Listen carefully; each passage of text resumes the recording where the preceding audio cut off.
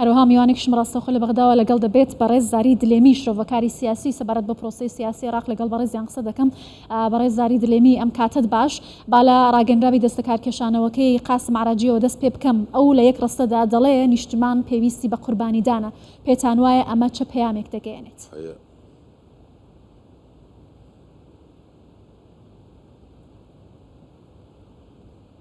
تضحيات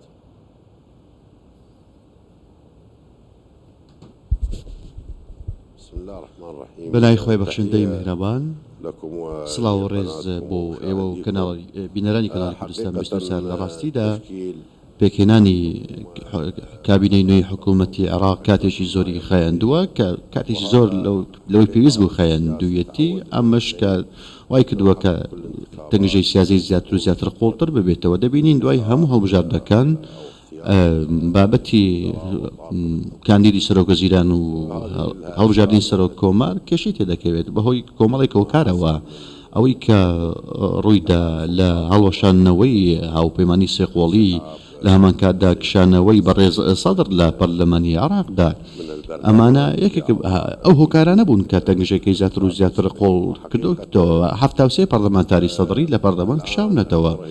ئێستا تۆپەکە لە گۆڕۆپانی چوارچەوەی هەماهەنگیدایە. ئەمڕۆ چوارچەوەی هەماهەنگی دەبینین لە سەرەتایەکی باشدایە بۆ کە دەیەوێت محەممەد شیع سوودانی بکاتە کاندیدی سەرۆکوەزیران. ئەو کارێزبەیەکی زۆر باشە، ڕابردوێکی باشی هەیە. پێمان وایە کە کشانەوەی بەڕێز قاسم العەرەجی ئەمە بۆ پێدانی دەرفەتە بۆ کاندیدی چوارچێوە هەماهەنگی بۆ ئەوەی کەوارەگەی خۆی بگرێتە بەرەو بتوانێت حکوومەتی داهاتووی عێراق پێک بهێنێت.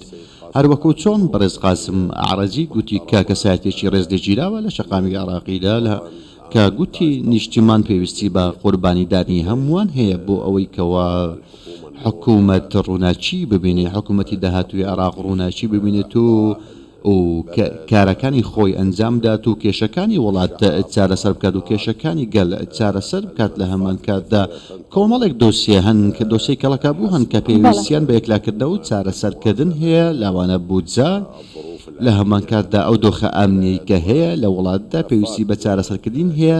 چەندین دۆسەی دیکەی گەورە کە لە سەرمێزی گفتوگۆن پێویستیان بە چارەسەرکردن هەیە لەوانە بابەتەکانی پەیوەست بە سەروەری وڵات و گرتنەبەری بڕیاری پێویست و گونجا و بەپەلا لە هەمان کاتدا لەمبارەیەوە.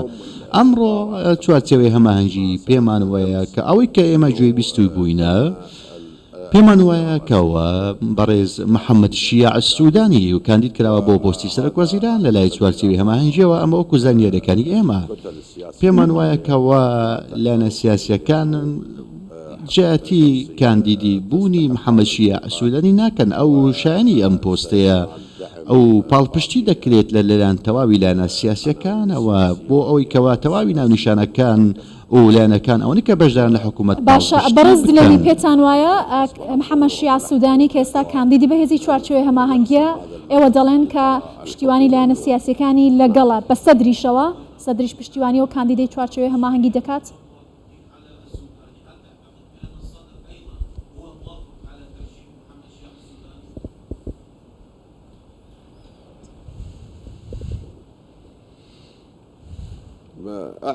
پێمان وایە کاندیدکردنی پاڵاوتنی بەڕێز محەممەد شیع سوودانی ئەمە کاندید بووی سازانە، کاندیدێکی تەوافقیە، گومانێکی ئەوتۆی لەسەر نییە. لە هەمان کاتدا پێمان وایە هەمووان لەسەری ڕازی دەبن. بەڕێز سەدریش و تەواوی لایەنە سیاسیەکانی دیکەشن پێی ڕازی دەبن بە کاندید بوونی.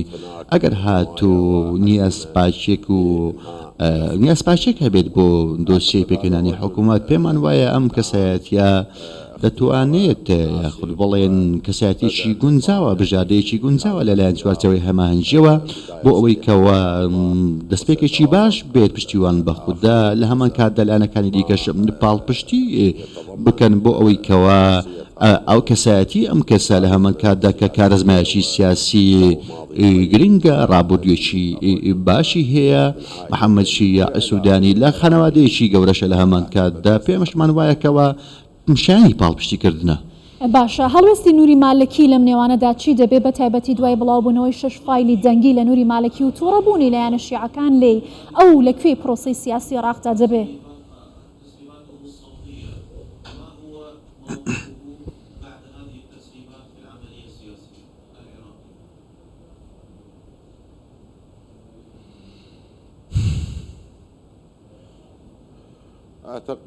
پێمان وایە بەڕێز نووری مالکی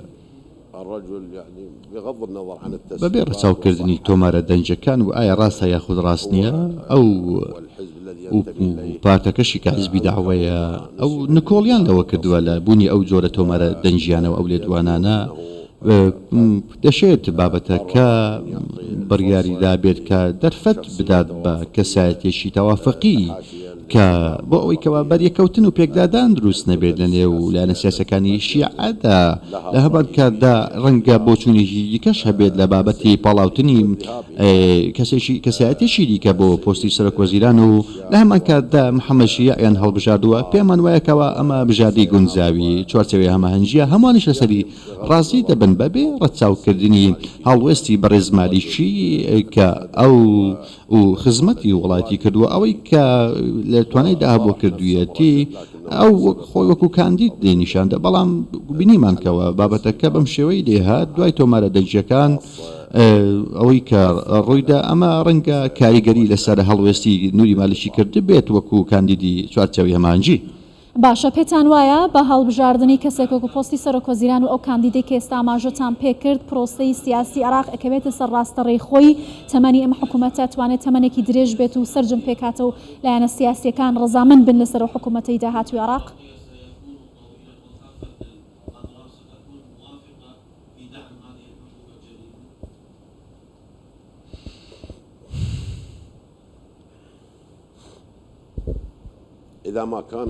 ئەگەر هاتوو پاڵپشتی هەبێت توانایەکی هەبێت ئامانجی هاوبەش هەبێت بۆ لایەنە سیاسیەکان کە لە نێو پەرلەمان و حکوومەتدا بەشداری دەکەن ئەم حکوومەتە پێک بهێنرێت بەرەو قۆناغێکی سروشتی هەنگاو بنێت ئەو کاتە پاڵپشتی دەکرێن بۆ پاڵپشتی سەرۆکوەزیرانی پاڵێورا و ڕاستپێدراو دەکرێت لە هەمان کاتدا هەمووان دەبێت هاوکاری هەبێن هاوکاری یەکتر بکەن بۆ ئەوەی کەوا وڵات بکەین بە قۆناغێکی ئارام چونکە ئێستا وڵات کێشەکانی لە وڵاتدا زۆر کەڵەکە بوونە پێویستیان بە چارەسەر هەیە گەلی عێراق پێویستی بە ئاساییشە پێویستی بە خزمەتگوزاریە گەل پێویستی بە چارەسەرکردنی دۆخی ئابووری هەیە لە هەمان کاتدا وڵات پێویستی بە زۆرێک لە بابەتەکە دیکە هێلاوانە دۆسی تەندروستی تاتوایی بۆیە پێمان وایە کە لە پێویستە لەسەر لایەنە سیاسیەکان دەبێت پاڵپشتی لە کاندیدی چوارچێوەی هەماهەنگی کاندیدی سەرۆکوەزیران بکەن و